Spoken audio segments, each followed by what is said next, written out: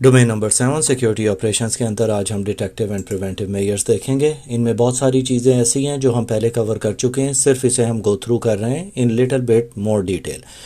अब फायरवॉल्स का आपको पता है कि फायरवॉल्स टिपिकली डिप्लॉय की जाती हैं नेटवर्क पे या डेटा सेंटर्स के आसपास जो भी वहाँ पे ट्रैफिक आ रहा होता है, या नेटवर्क बाउंड्रीज पे, या between the zones of trust. अब आपके पास ट्रस्ट जोन होती है और अनट्रस्ट जोन होती है हमेशा, जहाँ पे ट्रैफिक आपका फ्लो कर रहा होता है। अब वहाँ पे हम होस्ट बेस्ड फायरवॉल्स यानी अप्लायंसेस वगैरह डिप्लॉय करते हैं तो for the protection of and points के जो भी ट्रैफिक इसके अंदर आ रहा है और बाहर जा रहा है वो सबको मॉनिटर करें। इसके अलावा हमने नेक्स्ट जनरेशन फायरवॉल्स की भी बात की थी, जो कि सारी एक एक आपकी डिवाइस को नेटवर्क के अंदर मॉनिटर कर रही होती है। इसके अलावा उसके अंदर हम सारे रूल्स लगाते हैं कि कौन सा आईपी किस डेस्टिनेशन तक जा सकता है, उसकी टाइमिंग क्या होगी, मैक एड्रेस क्या होगी। तो वो सारी चीज़ें हम फायरवॉल्स के अंदर पॉलिसीज़ के थ्रू कंट्रोल करते हैं। उसके पास हमारे पास इंट्रूजन डिटेक्शन सिस्टम और इंट्रूजन प्रिवेंशन सिस्टम्स आते हैं, जो कि होस्ट को प्रोवाइड करते हैं alerts for any suspicious activity, या वो ब्लॉक करेंगे उसका ट्रैफिक या ड्रॉप कर देंगे ताकि कोई भी अटैक टेक प्लेस होने से पहले उस चीज़ को रोक दें। अब वाइट लिस्टिंग और ब्लैक लिस्टिंग को समझने के लिए ये जहन में रखें कि ये दोनों चीज़ें एक दूसरे की ऑपोजिट होती हैं। वाइट लिस्टिंग में क्या होता है कि सिर्फ हम उन एप्लीकेशंस को अप्लाई करते हैं एक्सप्लिसिटली जिनका हमें पता होता है, और वही सिर्फ एप्लीकेशंस हमारे नेटवर्क पे चल सकती हैं। ब्लैक लिस्टिंग के अंदर ये होता है कि आप सारा ट्रैफिक अलाउ कर देते हैं एक्सेप्ट कुछ चीज़ों को जिसे आपने ब्लॉक किया हुआ है। तो दोनों का तरीका सिर्फ सोचने का और उसे इम्प्लीमेंट करने का डिफरेंट होता है। वाइट लिस्टिंग में ये है कि आपको एक एक सर्विस को देख के उसे फिर अलाउ करना होता है, जबकि ब्लैक लिस्टिंग में ये होता है कि सिर्फ जो मलेशियस ट्रैफिक था या नॉन बैड वेबसाइट्स या रोग वेबसाइट्स हैं उन्हें सिर्फ आप ब्लॉक करते हैं, बाकी सारी चीज़ों को खोल देते हैं। अब थर्ड पार्टी सिक्योरिटी सर्विसेज के अंदर हमारे पास बहुत सारी चीज़ें आती हैं। सबसे पहले हमारे पास मैनेज्ड सिक्योरिटी सर्विसेज आती हैं। मैनेज सिक्योरिटी सर्विसेज में होता है कि जो भी आपका सर्विस प्रोवाइडर है वो मॉनिटर करता है आपकी आईटी इंफ्रास्ट्रक्चर को, उसकी कोई भी मेल फंक्शन हो, उसकी इंसिडेंट्स हो, वो आपके नेटवर्क के ऊपर सारी डिवाइसेस की मैनेजमेंट करेगा, उनकी सिक्योरिटी चेक करेगा। आपके नेटवर्क के ऊपर जितने भी सर्वर्स वर्चुअल मशीन्स हैं उन सारी चीज़ों को देखना एक मैनेज सिक्योरिटी सर्विसेज की रिस्पॉन्सिबिलिटी होती है।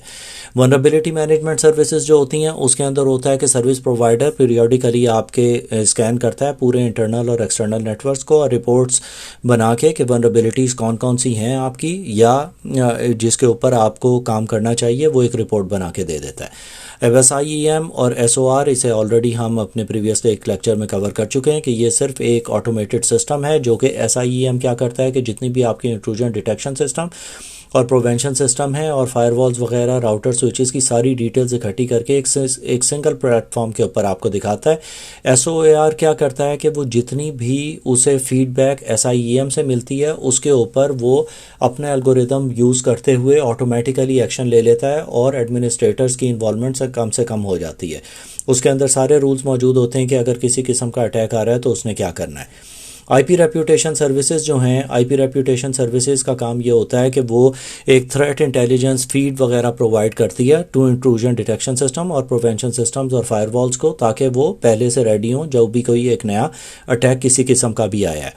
अब वेब फिल्टरिंग सिस्टम के अंदर आपने अक्सर देखा होगा कि आप अपनी ऑर्गेनाइजेशन के अंदर प्रॉक्सी सर्वर्स यूज़ करते हैं तो block users from band categories हैं, कोई भी गैम्बलिंग वेबसाइट्स हैं, पोर्नोग्राफिक वेबसाइट्स हैं, उन सारी चीज़ों को कंट्रोल करने के लिए वो हम वेब कंटेंट फिल्टरिंग के अंदर करते हैं। डेटा लॉस प्रिवेंशन अगेन हमारी जितनी भी स्टोरेज और मूवमेंट ऑफ डेटा है इन ऑर्गेनाइजेशन, जो भी सेंसिटिव डेटा हमने मार्क किया हुआ है उसे मॉनिटर करता है कि वो किधर जा रहा है, उसे ब्लॉक करता है कि कोई भी उसे यूएसबी में या किसी एक्सटर्नल मीडियम के ऊपर सेव ना कर सके। अब क्लाउड बेस्ड मेलवेयर डिटेक्शन और स्पैम फिल्टरिंग ये बहुत इंपॉर्टेंट है आजकल दोनों चीज़ें, क्योंकि क्लाउड बेस्ड सॉल्यूशंस लोग ज़्यादातर यूज़ करते हैं, क्योंकि आपके क्लाउड बेस्ड सिस्टम्स जो हैं वो हर वक्त अपडेटेड होते हैं। कोई भी जो भी आउटब्रेक होगी, किसी किस्म का भी मेलवेयर आएगा या कोई भी स्पैम एक नया आया है या कोई फिशिंग ईमेल्स चल रही हैं, वो क्लाउड बेस्ड सिस्टम अपने आप को अपडेट करता रहता है और आपके पूरे मेल सर्वर और चीज़ों को 100% प्रोटेक्टेड रखता है कि किसी किस्म का कोई अटैक ना आए। क्योंकि डेफिनेशंस डाउनलोड होने में आपकी अप्लाइंसेस पर टाइम लगता है, जब आप डायरेक्टली क्लाउड बेस्ड सर्विसेज के साथ कनेक्टेड होते हैं तो वो round the clock after every minute 5 minutes depend करता है, जब भी उसे अपडेट्स आ रहे हैं वो अपने आप को अपडेटेड रखता है। Distributed denial of service mitigation का काम ये होता है कि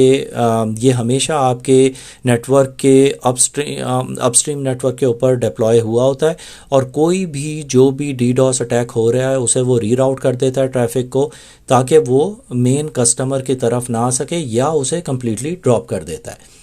अब इसके बाद जो हमारे पास नेक्स्ट चीज़ आती है वो है सैंडबॉक्सिंग। सैंडबॉक्सिंग का आपने अक्सर सुना होगा। ये अनेबल करता है हमें कि कोई भी जो भी अनट्रस्टेड हमारे प्रोग्राम्स हैं उसे हम एग्जीक्यूट करते हैं एक सेपरेट एनवायरनमेंट में, उसकी सेपरेट ऑपरेटिंग एनवायरनमेंट है, उसके सिक्योरिटी थ्रेट्स एंड वनरेबिलिटीज़ वगैरह को उस एनवायरनमेंट के अंदर हम चेक कर लेते हैं, जहाँ पे वो 100% काम करता है, लेकिन वो आइसोलेटेड होता है बाकी सारी एप्लीकेशन से।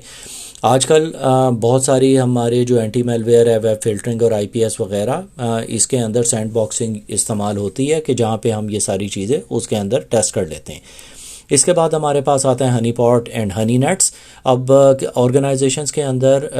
हनी पॉट्स को हम एक डिकॉय सिस्टम भी कहते हैं, जो कि अट्रैक्ट करता है अटैकर्स को कि वो अपने मेथड्स और टेक्निक्स यूज़ करें किसी भी एक लोकल आइक नेटवर्क या आईटी इंफ्रास्ट्रक्चर को अटैक करने के लिए। हम एक रेप्लिका बनाते हैं जो कि एक्चुअल नहीं होता है, लेकिन उसे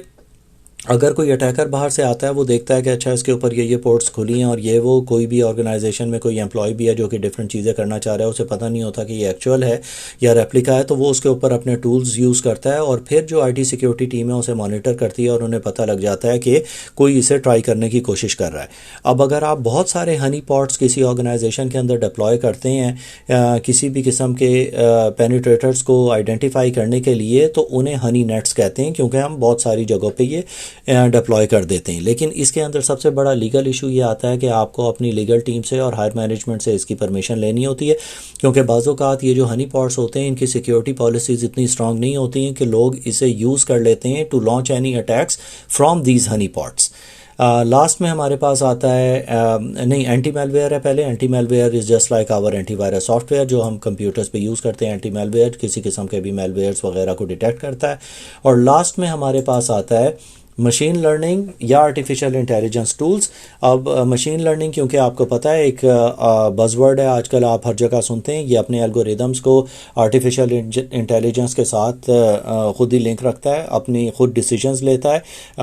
इसके अंदर कैपेबिलिटी होती है कि कोई भी कॉम्प्रोमाइज सिस्टम्स हैं उसे डिस्कनेक्ट कर दे नेटवर्क से, उनके सेशंस टर्मिनेट कर दे, नॉन मलेशियस आईपी, उनके सोर्स, डोमेन्स, डेस्टिनेशंस, उन्हें ब्लॉक करना, इनेबल करना, ये सारी चीज़ें ये कर सकता है।